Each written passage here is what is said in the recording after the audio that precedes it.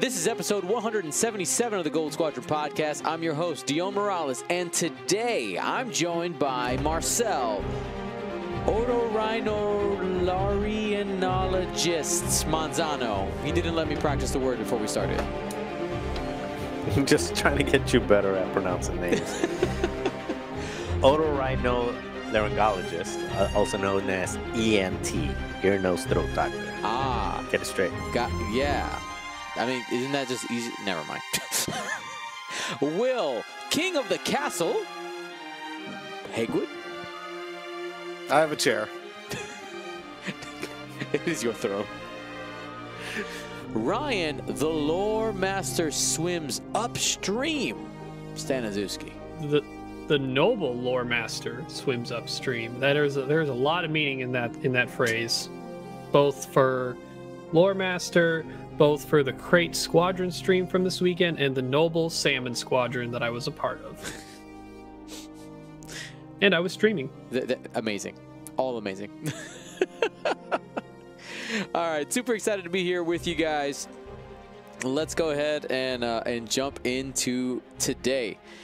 So real quick, generals level for our patrons. You check your emails, the instructions for your Lego sets, which should be hitting your mailboxes. Like today, people were saying, "Dion, I got the Legos. Where's the instructions?" We had a filter to send everything out today. So check your emails. It's with your Patreon email. That's where it was sent. So make sure you check that out. And if you hadn't seen, this is our current rewards, the Republic Assault, coming to you guys in January. So if you want to be a part of the largest group of supporters that have here at Gold Squadron, you can go ahead, go to patreon.com/Gold Squadron if you're watching live, ! Patreon. But today we're jumping straight into the content because we got a lot of stuff to talk about. Like a lot of stuff to talk about. If you were, as long as you weren't living under a rock, you know that this weekend we had the Ryloth Galactic Championship qualifier. And this was the last extended qualifier before Coruscant in a few weeks. Next week is Mustafar. By the way, if you want a ticket, tickets are still available, goldsquadronpodcast.com. Let's jump into it. We're going to break it down.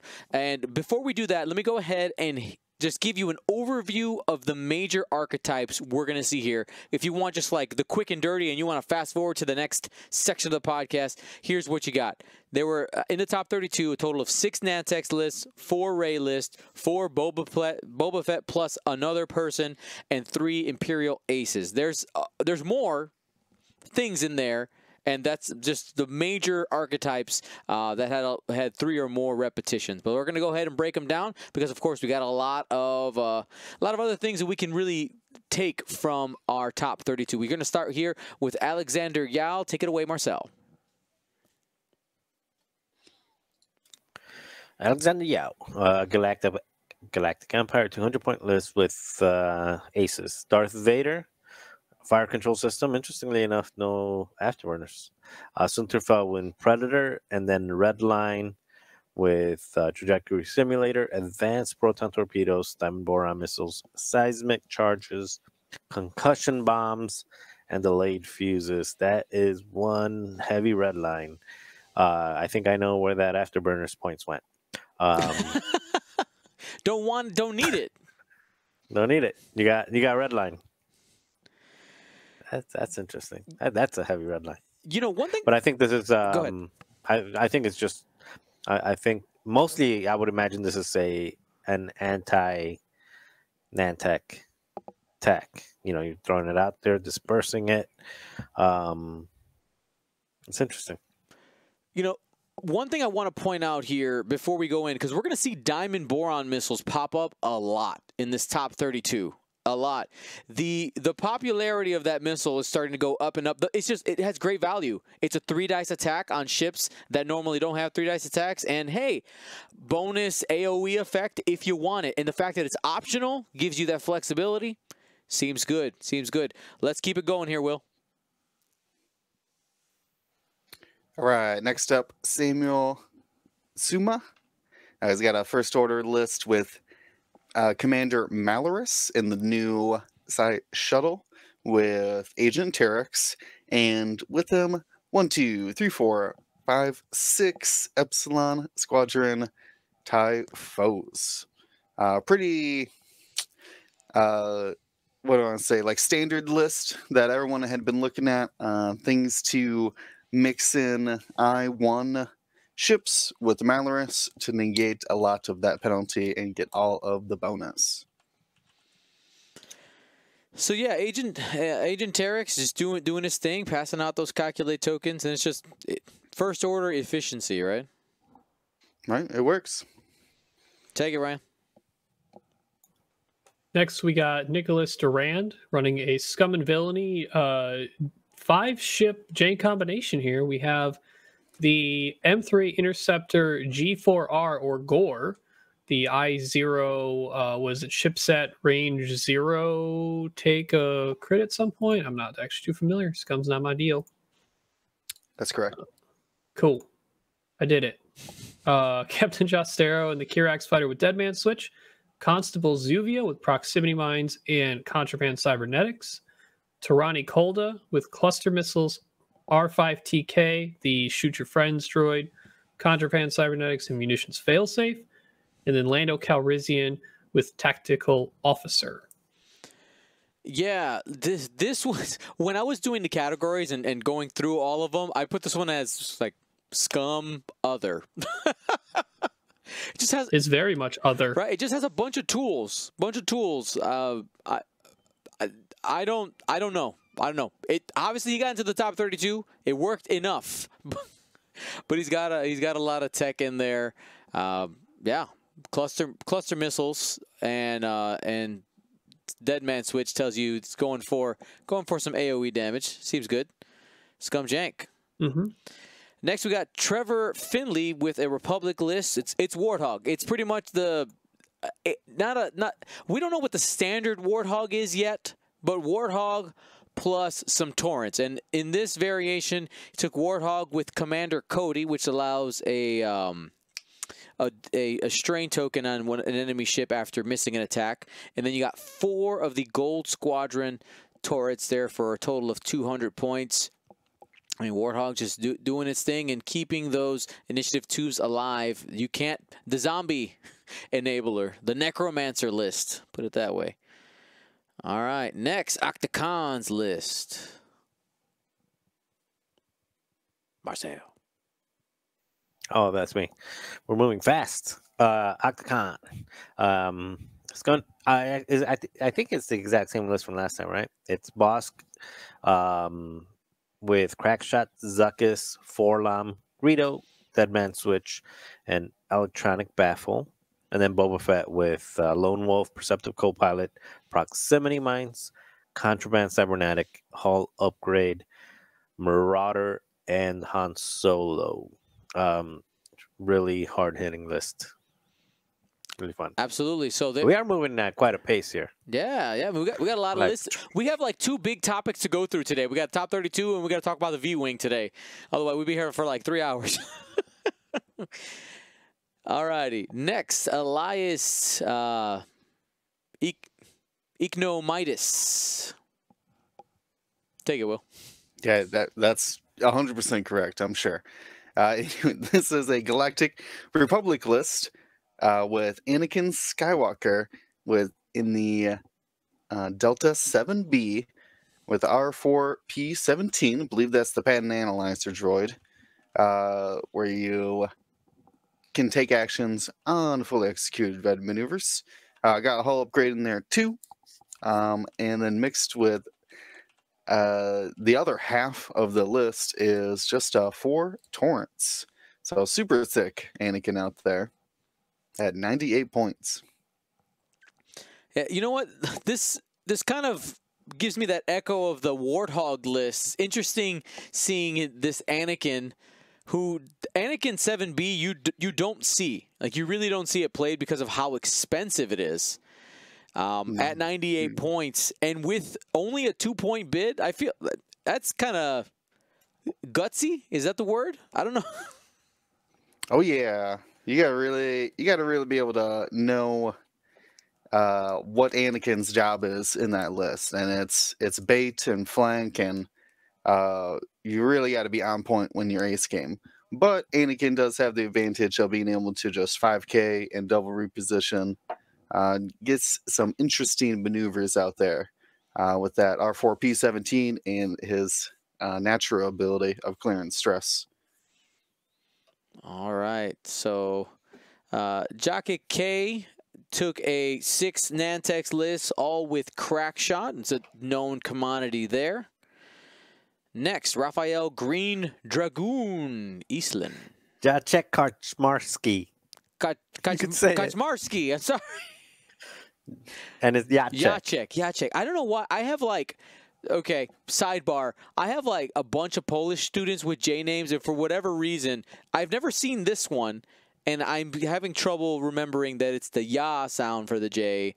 I'm sorry, Jacek. I'm sorry. Just remember YMCA. Why? Yeah.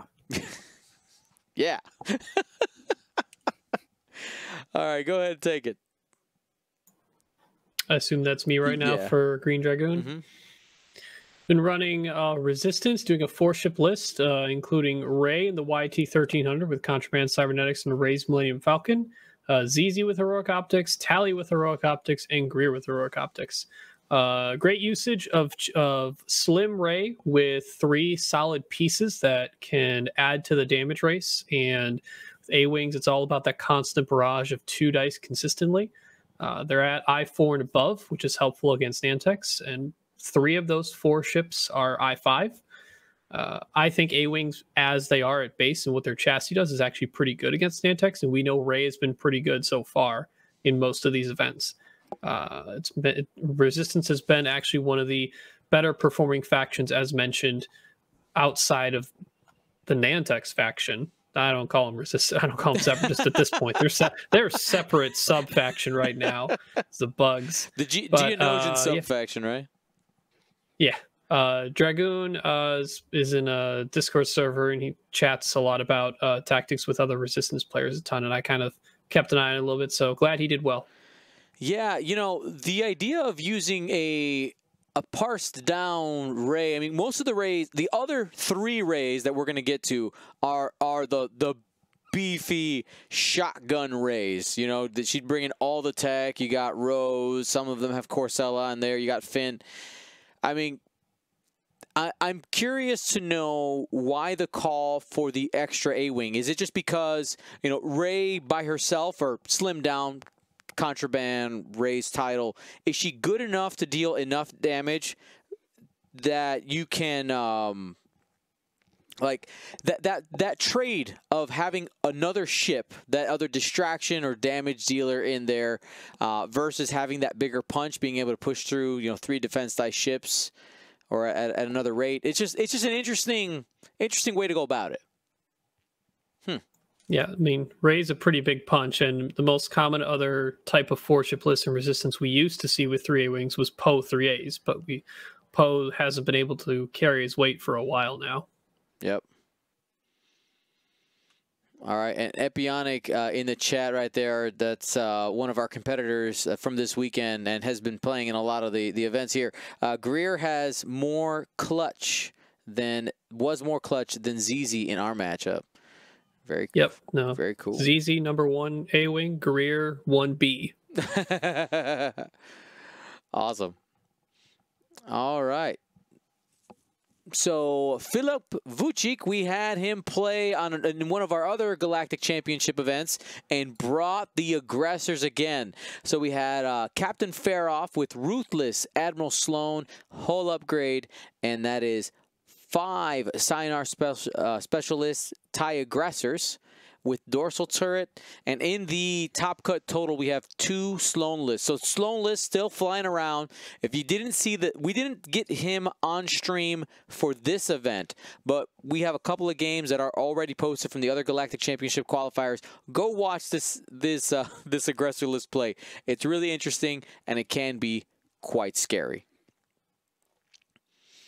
All right, Marcel, take the Longalon. Fun, Longalon. Came in with a Sunterfell, Predator, hull upgrade, and shield upgrade. Darth Vader with fire control system and the correct answer, afterburners. and a Grand Inquisitor TIE Advance, 198. Oddly enough, opted for the extra hull on sooner than the extra bid. Yeah, just fun showing that he doesn't need no Nantex to make the cut, but he does need him to win. Oh, little shade. There's a little shade there. Watch out. Fun is my guy. He's my dude. Well, you know, he was in a position to potentially go D-Unit from flight, yeah. maybe do a three-peat, exactly. So Yeah. to give him An undefeated 3P, yeah. So did really, really well, obviously. Just absolutely amazing player, and shows that he can perform at a high level with different lists. And I mean, let's not kid anybody. Imperial Aces are good. They are good. It's just, you know, he just brought something a little different. All right, Will, take Daniel Torfs. Daniel brought a Scum and Villainy Pseudo-Swarm with Paylob in the Hawk with elusive seismic charges and multi-crow. You got Captain Seavor in the TIE Fighter, 2 Cartel Spacers with auto blasters. Those are N3A interceptors. Third one with a tractor beam and a Benari Pirate, a Z95 in there as well. So I do like this, that in these kind of scum swarms, you want everybody shooting after Seavor, so Seavor can strip the token at I3, and then Paylob and everybody else can kind of follow up with that. It's kind of jarring to see that 64-point Paylob out there. Yeah, that's a thick hawk. He paid for all the things there. Yeah, and a rare sighting of elusive too. Yeah, I'm not surprised. When you got so many focuses, you got to do something for blanks. Yeah, I mean, you re-roll, and then, you know, the rarely used but pretty clutch at times 0 stop on the hawk. I mean, you refresh that, you steal another green token, or you still have some for Moldy Crow, or both. So, I mean, Paylob's ability on its own is a pseudo jam, right? It's pseudo jam. I'm taking your token. Oh, I mean, realistically, it's better than jam because he gets to keep it. I mean, well, specifically to green tokens, right? You could take stuff and give it to you, so it's kind of like a jam and a coordinate. But the only reason why it may not be technically better than a jam is because you can't get rid of locks. But in certain green tokens, like Palop can only take focus and evade, can't take calcs, can't take reinforce. Yeah, really, really, really awesome. Essentially a double jam, and plus I get more stuff. I think I might fly this one for League Night this Wednesday. It just looks fun. I would never end up building something like this, but I see a Z95 in there, and I'm kind of in. So congratulations, Daniel Torres, getting into Coruscant with such a cool list. All right, so Manuel Ramirez is up next.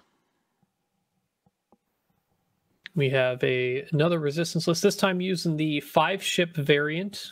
So we have the start of Rose, who is very common stay in the 5-ship because it's a cheap, very efficient attack and defense platform. We have 2 Blue Squadron rookies with BB-8, S-foils, and jamming beam. We have a Black Squadron ace with swarm tactics and jamming beam. And then Jarek Yeager with Fireball, or in the Fireball, with swarm tactics as well. So we have a potential list that can chain together a little bit of swarm tactics, whether it's I5 for 3 of his ships, or I5/I4, 2 of them I5, 2 of them I4 for 4 of his ships, because Jared could give it to one of the ships, the Black Squadron give it to another, or chain Jarek to black to make the black 5, and then black down to the next one to make another ship 5. I'd be curious if this went up against Nantex, because it's got good firepower to burn something down at I5. You got 3 T-70s, which is strong firepower, and the BB-8 maneuverability on some clutch turns. I mean, not too common we see swarm tactics lists be that successful, but it's worked here. Yeah, we actually did get to see this one on stream versus Julian Hood, and it was a scary list. The amount of flexibility that this list has with those couple of swarm tactics swapped in there, you have a lot of options, and it does open up some unconventional movement opportunities that again, it's just flexibility. The more flexibility you have in a list, a lot of times that's just going to get you into spots where your opponent is not going to have very many choices, or might have choices that they did not even realize, which is always fun. All right, Nicholas God, one of our Galactic Championship qualifier champions here, has a Nantex list. I think this is a little different than one that he's brought before. He has 4 Petronaki aces and then a 5th Nantex, but it's Sunfok with Crackshot and Predator. Everybody has Crackshot and Predator. A little bit of a variant there, but took a bid set all the way down to 185. That is an aggressive play for the bid, and of course has the I6 there, looking to probably even initiative kill some maybe fellow Nantex. I mean, if you're going at 185, you're bidding against Nantex, maybe even Boba Fett. Maybe. Not necessarily Boba because no other 6. I5s, but it's Sunfok right. Really needs to go last, like against other I6s for sure. Yep. Pretty cool. You see people in the chat. It's still Nantex. Move on. Yeah, I played against them. I considered it a Nantex game. Yeah. All right. That's fair. That's fair. All right, Marcel, take the next one. Christopher Little. Yeah, you pronounced this one right. Awesome. Tally with Heroic, Proton Rockets, and Advanced Optics. ZZ, Heroic, Proton Rockets, Advanced Optics. And Ray with Corsella, Rose, Tico, Finn, Race Millennium Falcon. It's pretty straightforward list, actually. This is a cool list. I like it. And they can all hit with 5 dice if they play it right. Good bid. I approve. So Obi-Wan77 in the chat asked a question here. What are the must-haves on Ray? So this is the version I was talking about, right? The shotgun Ray, where it can hit super hard, up to 5 damage, right? Is the peak at range 1.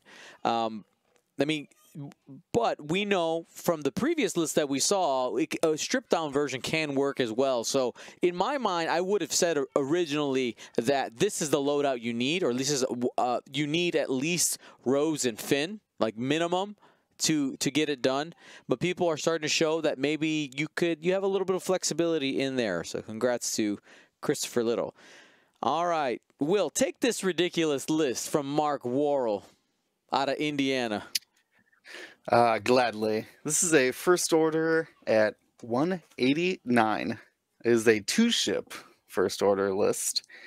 First one is Kylo Ren with supernatural reflexes, primed thrusters, which allow you to boost and barrel roll even while stressed. I think it has a limit of 2 though. And proton torpedoes. That's 122 point Kylo Ren. That's a supreme leader, Kylo Ren there. And the other ship with him, the I-6 Interceptor Major Von Reg with outmaneuver and afterburners. The combination of the auto thrusters linked ability on the silencer mixed with supernatural and prime thrusters can really put this Kylo Ren anywhere he wants to. With that supernatural, being able to boost, then barrel roll, then do your maneuver, you could get into some pretty interesting positions with that. We did get a game with Mark on stream, and to see, I mean, Kylo's 122 points for a reason. It can be in some absolutely ridiculous places. Flexibility, again, flexibility is the name of the game. The risk, though, is that if you make a mistake with either of these ships, you're going to lose the game. That's just how it works. So, yeah, congrats to Mark Worrell. Again, we got him on stream. Abel Schnellfolt had a 6 Petronaki Ace Nantex list, all with Crackshot at 192. And let's move on here to Maxime Cleric. Max flew a Galactic Empire list with 6 Scimitar Squadron pilot TIE bombers, all of them with ion missiles, and all of them with concussion bombs. I mean, if you tell an opponent I have 6 ships and they're all going to lock something, they can't shoot them all. Like, because everyone's normally concerned about, you know, oh, when you lock, you have no defense. Like, well, I got 6 hull, 2 agility, at least, you know, 4.5 to all 5 are going to live. I say half because it's likely in most cases when you give up your defense, you might lose a ship and a half if it's a solid another jousting offense. But the ion missiles combined with, okay, you're ioned. Now it's time to be in bomb hell.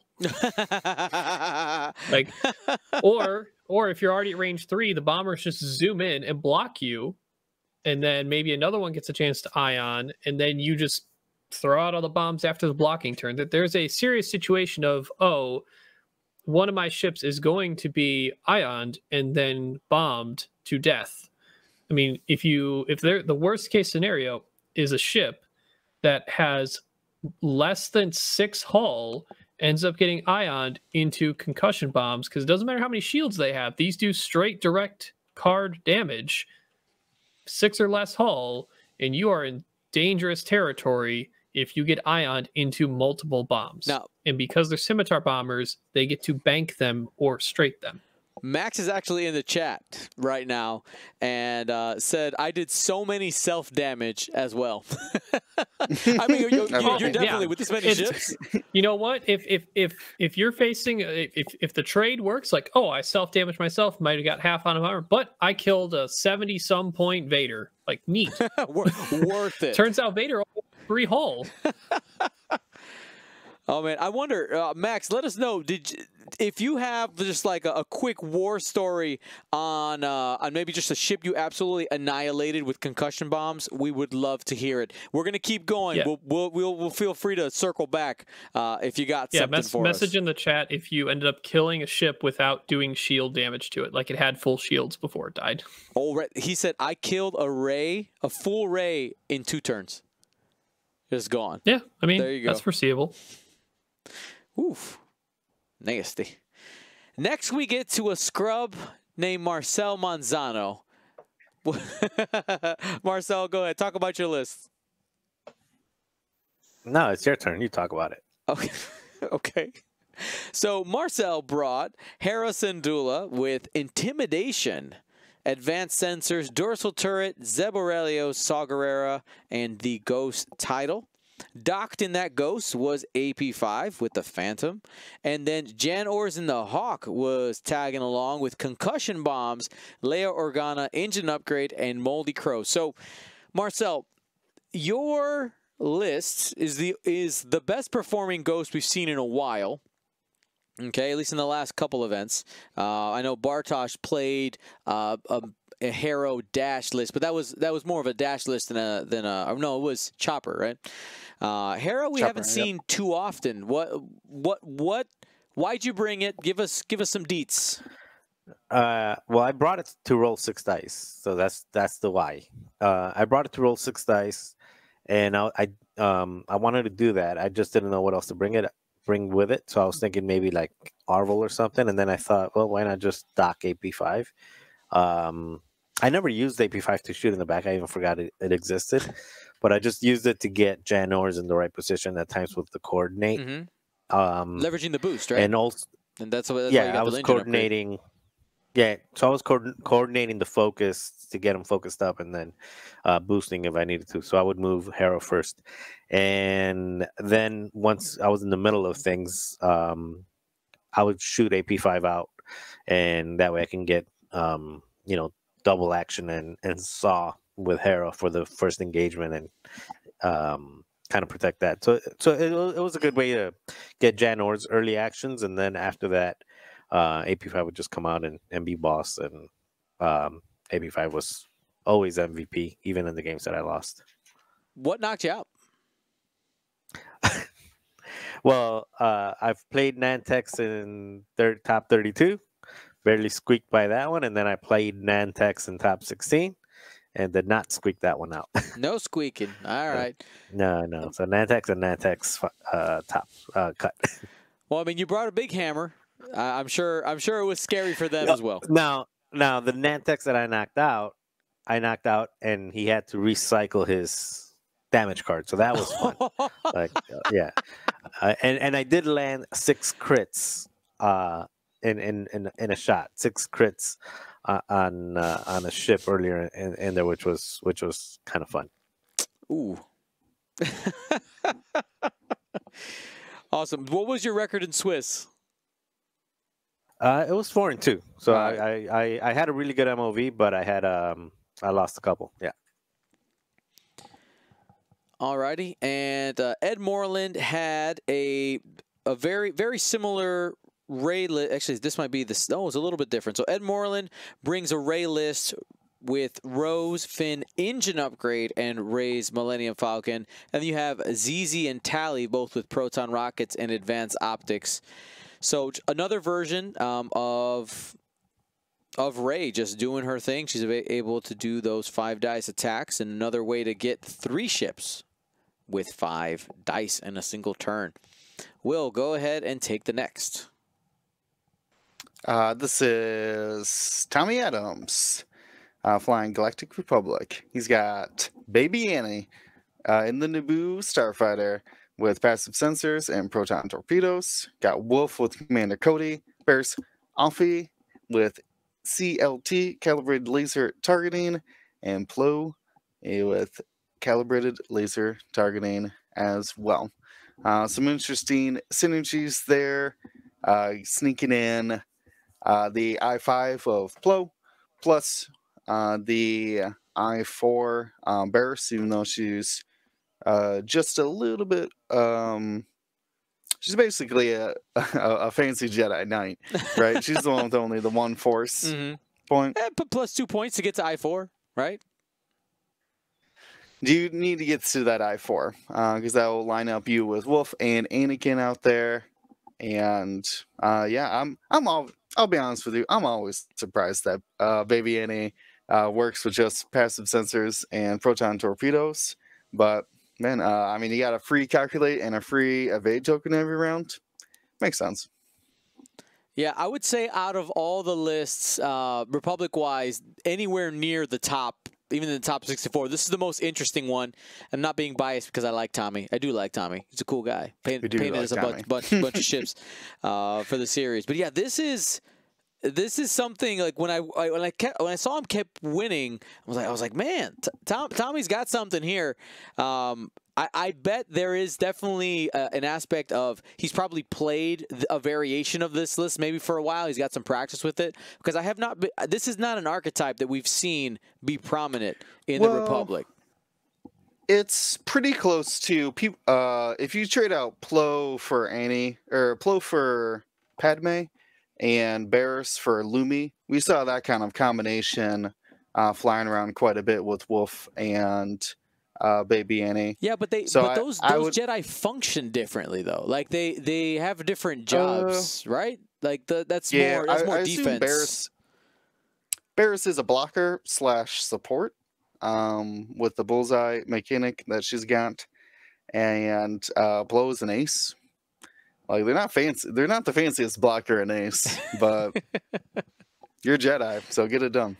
Actually, Tommy's in the chat right now. He says, I've been flying something like this since before March. So, a while. A long bit. Yeah. Well, turns out, it's still fly what you know. That's in right. Tournaments. All right. So, Dan Copins bringing a 6 Nantex list, all with crack shot at 192. We got another Ray list here. I believe this is our 4th one with Corsella, Rose, Finn, and Ray's Millennium Falcon title. Double proton rocket, A-Wings, ZZ, and Tally. Then we get to Ernastus Ramanuskas. Take it, Ryan. Scum and Villainy 2-ship list. It's one of the best pieces for a Scum and Villainy 2-ship. We start with Boba Fett with Maul, Slave 1, proximity mines and hull upgrade. And then we have what I believe what we saw in the past, or the last event, which was Captain Nim using an ion cannon turret, Dengar gunner, seismic charges, proton bombs, hull upgrade, Havoc title for the trajectory simulator bomb launching. Yeah, Nim, I'm a fan. By the way, patrons, this should be coming in the mail, right? Your Captain Nim card should be here soon. Look out for it. Nim, nim, nim, nim, nim. Awesome. Next one, Boba Fett. Where? Take it, Marcel. This is Andreas Tolman. Nice. Boba Fett flying the Slave 1 version of the Fire Spray with Lone Wolf, Darth Maul proximity mines and hull upgrade, and another Captain Nim with expert handling, ion cannon turret, suppressive gunner, interesting choice, I like it, seismic charges, proton bombs, hull upgrade, and Havoc trajectory simulator. Super interesting to me that we went with seismic instead of concussion, being that he has the choice to keep it around for a while. But all very good, very cool. So what does suppressive gunner do? What is suppressive gunner? Is after you shoot, you can spend a focus you can spend the focus result, not a focus token. You can spend the focus result, and then the defender has to choose to either take a damage or get a deplete token. Cool. I was trying to pull up the image, but FFG's image link to that one's broken. I tried. All right, cool. Thank you so much. By the way, if you've been a patron for a while, you can run Boba Fett and Nim together. We have a Boba Fett off Altard. That's pretty awesome. Put them together. Be super fancy. All right, now we get to one of our awesome Australians, our down under craziness here, bringing Will. What am I looking at? You're looking at Bactoid drones, is what you're looking at. They are loaded up with munitions. They are a gunship, after all. 4 of them. They all have the repulsor lift stabilizers. They all have cluster missiles. The difference is that one of them is holding the Dark One probe droids and ion missiles, while the other 3 are favoring concussion bombs and concussion missiles. Now, this is maybe the HMP gunship list we've been looking for to really get its efficiency worth it. Did not expect it to have 2 kinds of missiles when it came about. But yeah, the dark ones to get locks. The Ryan, what's the networked aim? Is that what it's called? Networked aim, being able to use other ships' locks as rerolls, really favors these cluster missiles as well. So if you have it perfectly divided up, you're going to have 2 rerolls on the first cluster, 2 rerolls on the second cluster, and really start modifying some dice. Not a lot of, what do I want to say? You're not going to be double modifying too much. Well, I guess you'll have those locks early, though. So maybe we'll have some time to get the calculates. But I think the strength of this list has to be those repulsor stabilizers. The odd way that they move reminds me very much of how Phantoms and what's the other one? Star Vipers. Yep. They move in such a unique way. It's hard for other ships to track them, especially if they kind of like hug that board edge with that super big arc. I could see this being such a mental exercise to figure out the best way to approach these without getting a bunch of missiles to the face. Yeah, so and just seeing this concussion cluster, essentially what he's done is he's saying, you know what? What if I just have a 3-dice attack? Like, he's got the side arc too, but with that many charges available, He's just shooting 3 dice as often as possible. We did get to see Corey on stream. He did really, really well. Unfortunately, found out afterwards, because the last couple turns, his moves were really strange. We were a little bit confused on the stream, and he thought he was up on points, but he was actually behind in his game. So a mental miscalculation there is really what lost him his that top cut match. But still, really, really good, and proving that the 4 HMPs, the 4 bottle caps, frisbees, donuts, whatever you want to call them, something's viable out there. And this is not the only one. There's one that did even better. More HMPs on the way. Gregory Pizzuto, 4 Wookiees with AP5, the flying carpets, pretty known commodity. It's just good. It's just good. Lots of hole there. Different variation on a Sloan list here from Michael Schnoldit with a Omicron group pilot, just the base Lambda with Admiral Sloan, and we got 4 Academy TIE fighters, Wampa, and an Alpha Squadron. So that's the Interceptor Initiative 1. A little bit of extra tech there, maybe setting up that Interceptor as a blocker since it moves better than the other TIE fighters, or just a flanker. Marcin Pomerbach taking a 6 Nantex list, 192 with Crackshot. That seems to really be the standard. Daniel Leon, 5 with Crackshot, then DBS 404. And then we get to Thomas, oh my goodness, Thomas Schulte, a.k.a. Catch. Take it, Ryan. Or is it Ryan or Will? I forget. I got lost. I just did one, All so right, go ahead, Ryan. Ryan. All right. Running the Rebel Alliance, running Han Solo with Trickshot and Kanan Jarrus crew, Jake with Predator and Crackshot, and then Wedge with Crackshot and Afterburners. I was wondering when we'd see a high placement for Han, because I always felt Han was a good play against Nantex, utilizing Trickshot for extra firepower. You have a big base boost, which gets out of all those bullseyes pretty easily, or at least a vast majority of them. And Kanan Jarrus allowing for, if you do boost, you can still fully execute a blue maneuver, or not blue, even a white maneuver, to clear that stress using the Kanan Jarrus ability. Or, hey, when you're not using Kanan Jarrus' ability, you got a force point, which I heard they're pretty good. Yeah. And then we have Jake just supporting probably Wedge in the early going. It's very likely Wedge dies. Han's just meant to be the end game. We got Catch on stream twice, and it basically functioned that way. Wedge's job is to go in and get as much as you can while you can. You don't just serve him up, but his job is to die, and Han just finishes it up for you. I think we're gonna see a rise in this archetype in Coruscant. I think we're gonna see some of it because people are looking for answers to Nantex, of course, with Coruscant coming up. And let's not.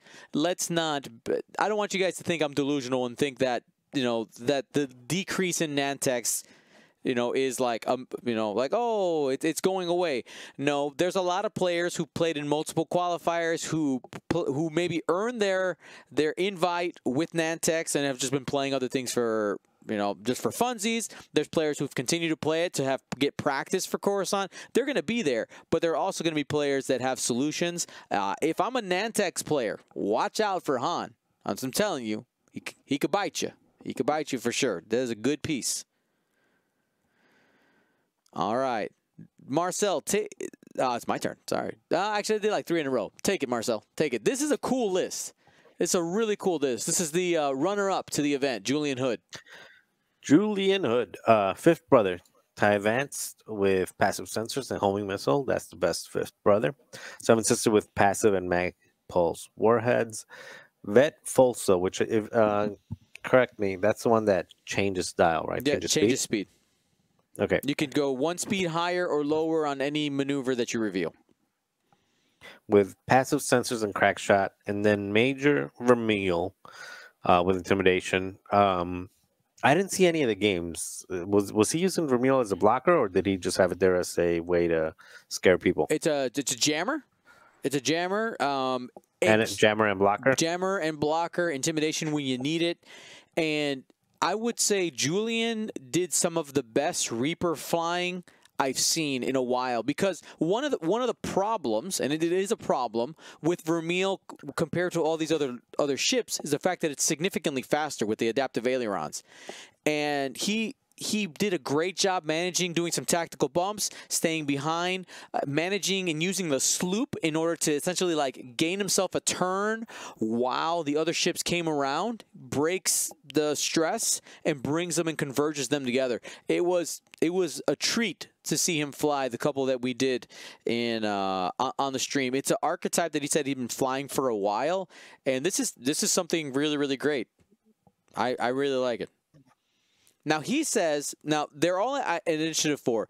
He says, and we got an interview with him at the end of the final, he says that this actually doesn't have a great matchup against Nantex. He did play one, he said, and won the game, but the not having the bid does hurt, that it's not necessarily built to play against Nantex, because he's been playing this list or a version of it since before the Nantex were even a thing. So I think mostly it's player skill on his part, but it was a really cool list to see out there.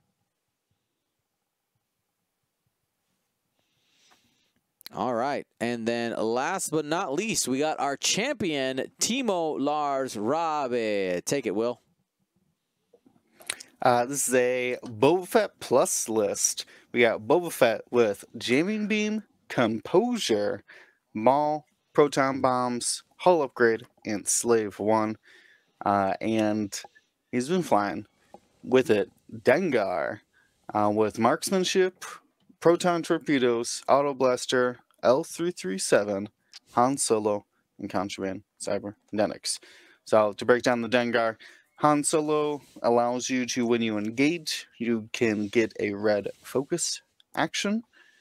So that's going to stress you. L337, so defensive ability for rerolls, and then it lets you, as long as you're not shielded, it gives you all your banks are blue, which is fantastic. The Gelmaster doesn't even have any right bank blues, so gets all three of them there. You have Contraband Cybernetics because of all the stress you're doing.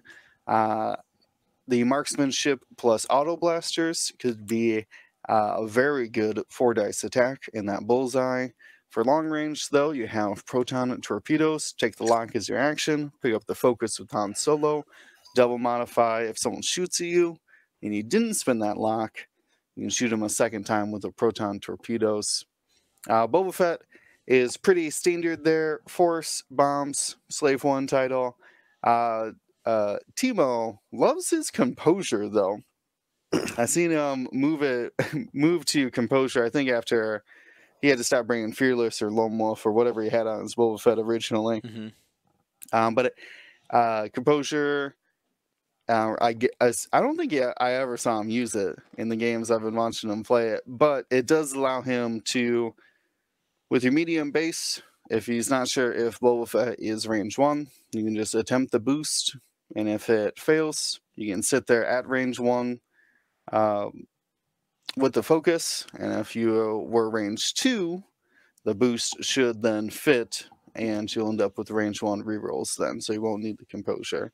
So some interesting tech, really allows that boosting when you need to, which I assume with the Slave 1, sometimes you might find yourself like, well, I don't really want to go right and boost, but if need be, I can attempt it. Very interesting. And Timo's been flying this for a long time, too. A Space Jam winner with this, I believe. Yes. Mm-hmm. Yeah, he's got the European belt for Space Jam. Now, when we talked to him after the event, I said, so looking for a really insightful, deep answer, like, so why Boba Fett and Dengar? He goes, because Boba Dengar. I was like, all right, fair. And that was the end of that conversation.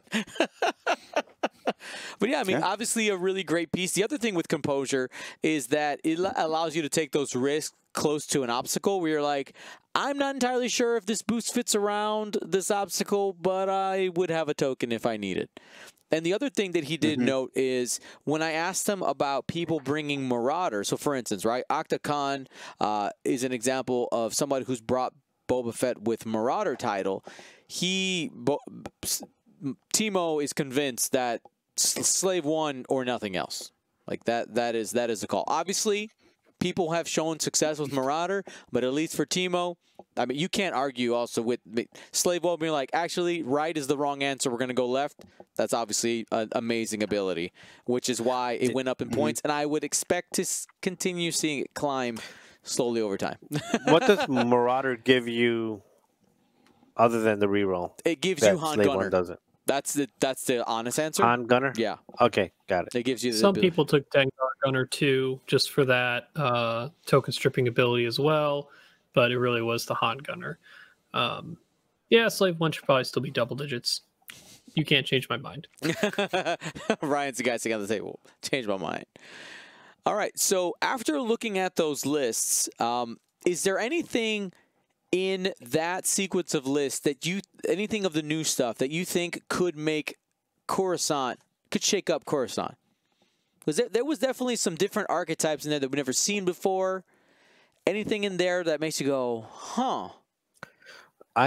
Well, you said it earlier. I think most people for Coruscant will go back to what is the most efficient. Mm-hmm. And I mean, you have to at this point really put Fawn as the favorite, being that he's like 20-something-0. So out of those, I think Boba Fett is probably the one that gives them the most. Boba Fett and Rey. So I would probably put Boba Fett and Rey as the ones that would probably give the Nantex, that have the best matchups against the Nantex. I think also the Han Solo, Wedge, Jake also is a really good matchup against them. The Hera, it's too, like the list, the one that I brought. Mm-hmm. It has I would say it has kind of like a 50-50 matchup against them, but the problem is that you need it like you win or lose the game in the first 2 turns of engagement, and it doesn't have the tools to make up the ground. But the other ones, Rey and Boba, they had the tools to have a couple bad rounds and make up the, come back from behind. Han Solo as well. I like the Bartos list. He actually beat me in Swiss. He had 120-something point Han Solo. He flew the old Jake Mooney Han Jake.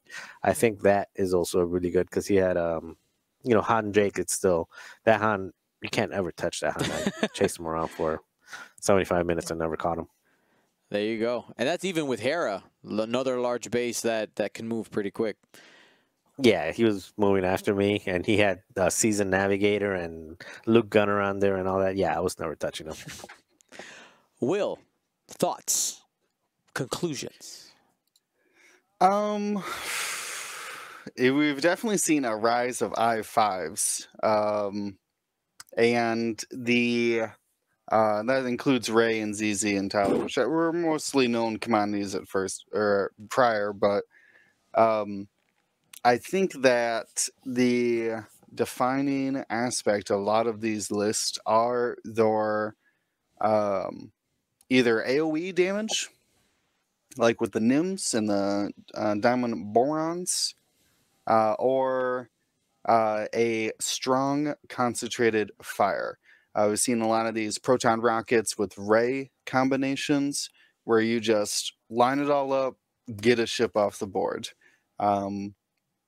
and hopefully do it at a high pilot skill.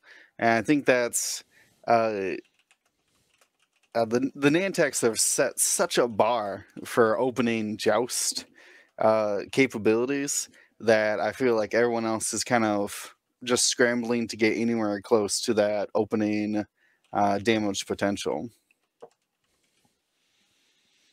But yeah, I say that though, but then Max brings 6 scimitars with ion missiles. Mm-hmm. So I don't really know if that's even like the strategy we should be looking for then. So I don't know. I think the key is also had proton bombs. Well, concussion bombs, but yeah. Or yeah, Which that's is, yeah. I guess, yeah, what I said first, which was area effect damage. So, fair enough.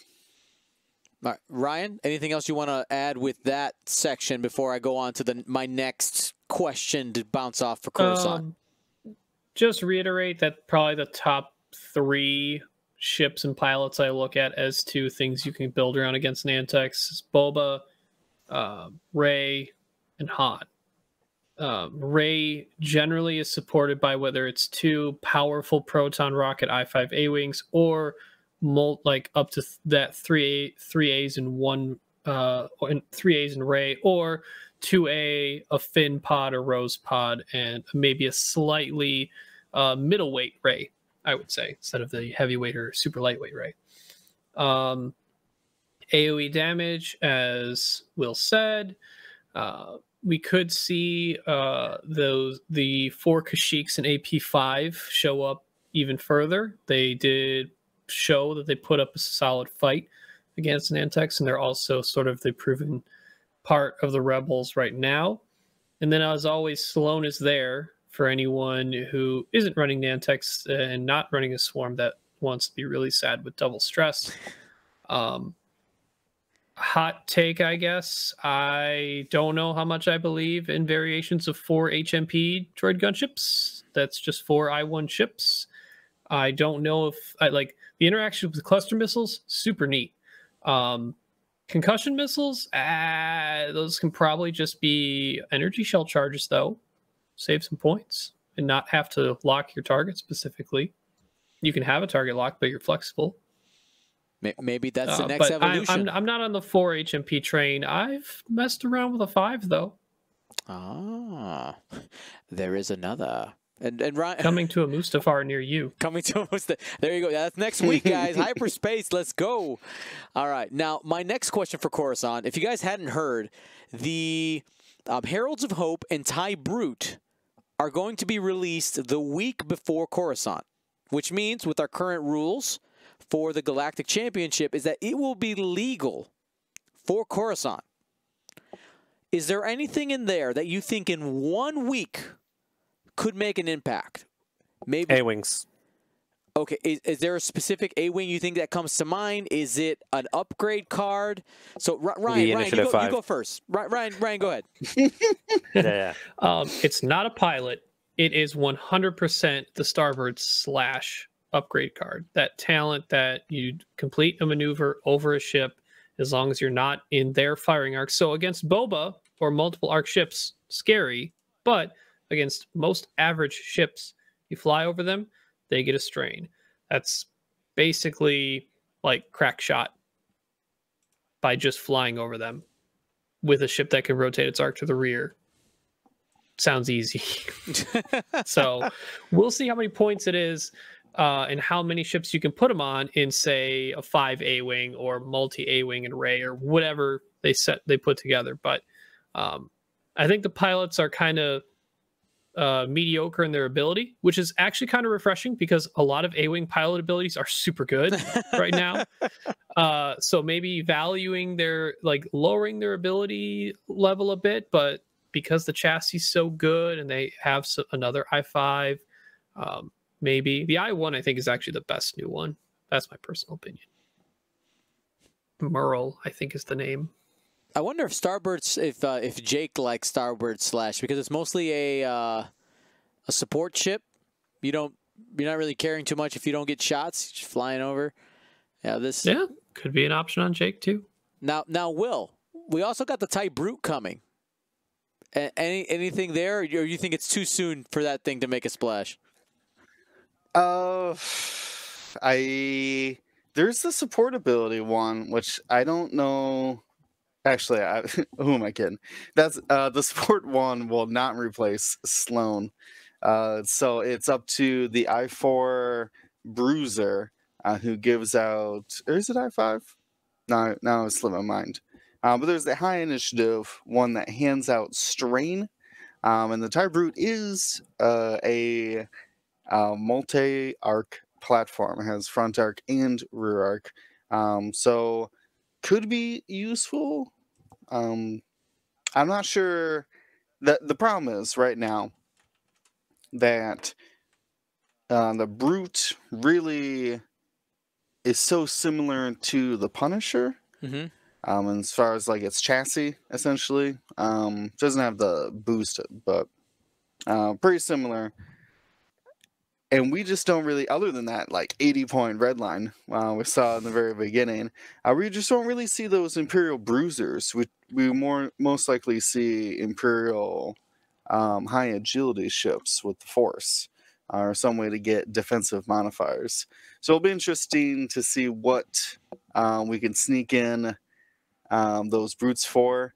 Will those Brutes be cheap enough to where I could run them in a Sloan Swarm? I don't know. We'll find out. That'd be nasty. That's a lot of Brutes. So thick. Marcel, Real thick swarm coming at you. with both those packs, the Heralds of Hope, essentially the Rise of Skywalker pack is really what it is. I'm surprised they didn't put the name in there. And the TIE Brute. Is there anything in there that really shines to you that you think could make an impact at Coruscant in a couple weeks?